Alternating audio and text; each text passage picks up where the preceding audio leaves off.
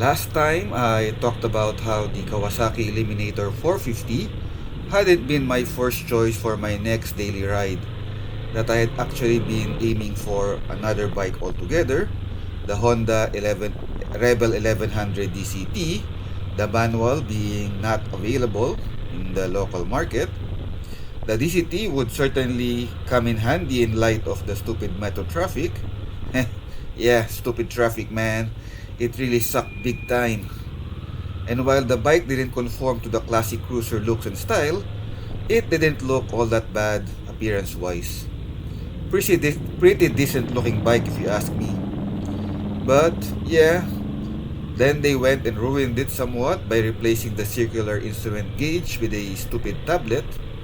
It just looked out of place to me, particularly for a cruiser. I am rather old school that way, but when it comes to cruiser bikes, man. But like I had said before, that wasn't really a total deal breaker. I would have still gone with the Rebel had it not been for the unfortunate fact that unexpected expenses over the holidays had significantly reduced my funds to the point that the Rebel was now out of the running altogether. Unwilling to wait for my funds to build up again lest they be further reduced by more unexpected expenses, I decided thus to go for one of my original choices. And since this was going to be my next daily ride, I opted for a Japanese brand just to be on the safe side.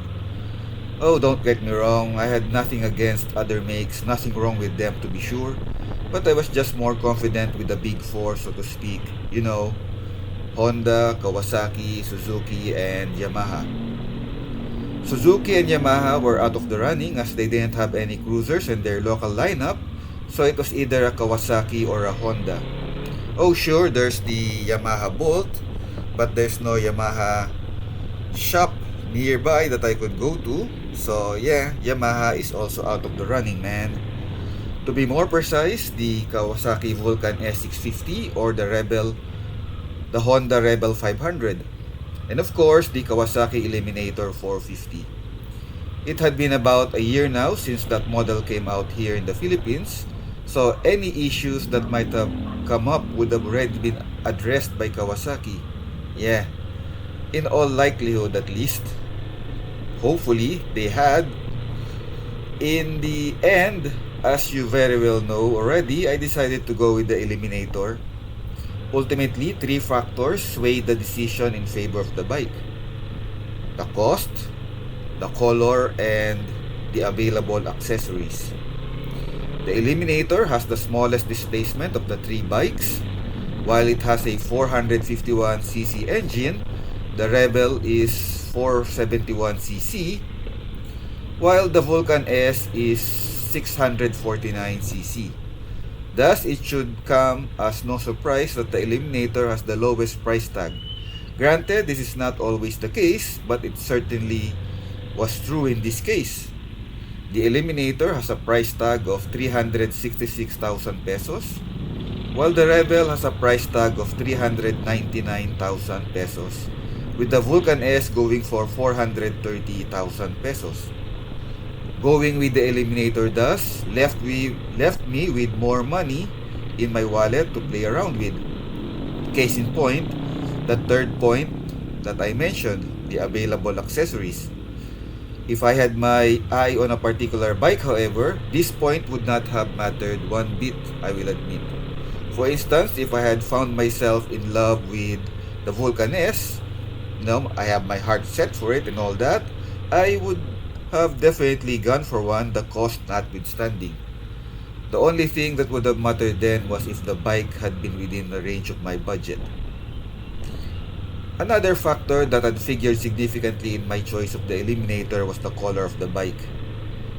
Black and gray, nothing wrong with that, but they just weren't doing it for me anymore, man. Oh sure, I would have no problem owning a bike in either of those colors, but a different color would certainly be welcomed. That's where the Eliminator stood out. I saw on the Kawasaki Lifestyle website that the 2026 model came in orange. I would have preferred red, but orange was a close second. I was blown when I saw the ad, man. Seeing it in person when I visited Kawasaki Makati only further cemented my decision. The Rebel also had a beige model which was good, but the Eliminator's orange just popped out more in my eye, man. Lastly, the Eliminator proved to be more convenient accessory-wise, and I had the money for it since the Eliminators is the cheapest of the three bikes. In particular, the accessories that I wanted to have for my next ride, they were available for the Eliminator. And that's luggage. In particular, the brackets for the top box and side boxes or panniers. I saw on Lazada that there was a vendor that carried the corresponding brackets that promised to be plug and play. I was elated to say the least. Yeah, man. So sure I was on getting the Eliminator that I went ahead and ordered the brackets as well as the top box and side boxes all from Lazada even before I went to Kawasaki Makati to buy the bike. And I had no problems or qualms with said decision, as with my current funds and the Eliminator's price tag, I had more than enough left over to cover such a purchase. Oh, don't get me wrong though, I'm quite sure that I could do the same with the Rebel or with the Vulcan S. It was just that the brackets for the Eliminator were more readily and easily available. And that's quite the big plus in my book, man. And yeah, that's basically the reason why I ultimately went with the Kawasaki Eliminator 450. I'll talk more about the bike next time. Until next time then, ride safe, man. Ride safe.